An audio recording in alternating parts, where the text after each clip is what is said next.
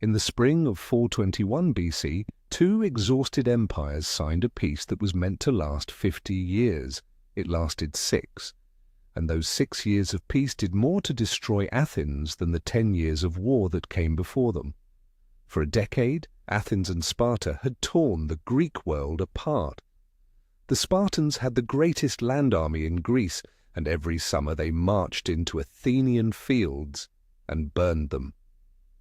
The Athenians were masters of the sea, so they raided the Spartan coast and waited behind their walls. A plague swept through the packed city of Athens and killed perhaps a third of its people, including its great leader, Pericles. After 10 years, neither side could win, and both were bleeding. Then in 422 BC, at the northern city of Amphipolis, the war handed both sides a strange gift. In a single battle, the two men who wanted the war most were both killed. Cleon, the fiery Athenian who had built his whole career on fighting Sparta, died there. So did Brasidas, the brilliant Spartan general who had carried the war deep into Athenian territory. The two loudest voices for war fell silent on the same field. With the hawks gone, the cautious men stepped forward. In Athens, that man was Nicias, wealthy, devout, and careful to the point of timidity, a general who had never lost a battle because he almost never risked one. In Sparta, it was the old king Pleistoanax, who longed to end the war that had nearly broken his city. Together they made the treaty that history would name after Nicias. It was hollow from the very first day. Sparta had promised to hand the city of Amphipolis back to Athens. It never did. Athens had promised to give up the fortress at Pylos. It kept it. The two great powers had signed their names to terms that neither one actually carried out. The peace existed on paper and almost nowhere else. Worse, Sparta's own allies refused to sign. Corinth, Thebes, Megara, Elis. The cities that had done much of the fighting felt betrayed by a deal that gave them nothing. Sparta had made a peace that its own coalition rejected. The most powerful state in Greece could not deliver the very people fighting on its side. Into that vacuum stepped a young, dazzling, reckless Athenian named Alcibiades. While Athens and Sparta were officially at peace, he stitched together an anti-Spartan alliance among the cities of the Peloponnese, in Sparta's own backyard. In 418 BC, the armies met at Mantinea. It was the largest land battle of the entire war, and Sparta won it decisively. Athens and Sparta, supposedly at peace, had just fought each other through their friends and their proxies. This was the truth of the Peace of Nicias. It was not peace. It was a pause that each side used to rearm, to maneuver, and to keep fighting by other means. Nobody trusted it, everybody exploited it, and then it produced a catastrophe.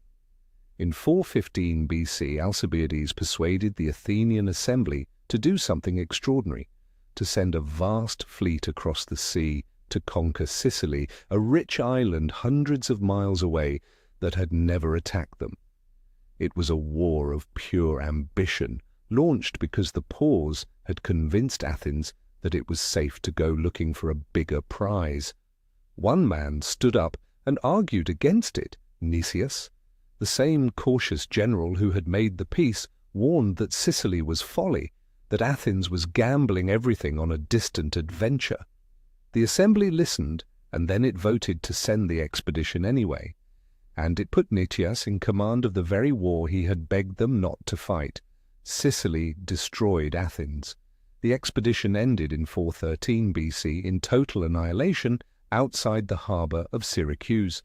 The fleet was lost, the army was wiped out or worked to death in the stone quarries. Nicias surrendered, and the Syracusans executed him. The historian Thucydides, who lived through it all, wrote that Nicias least deserved such a fate, because he had ordered his whole life by virtue. The man whose name meant peace died in the disaster that the false peace had unleashed.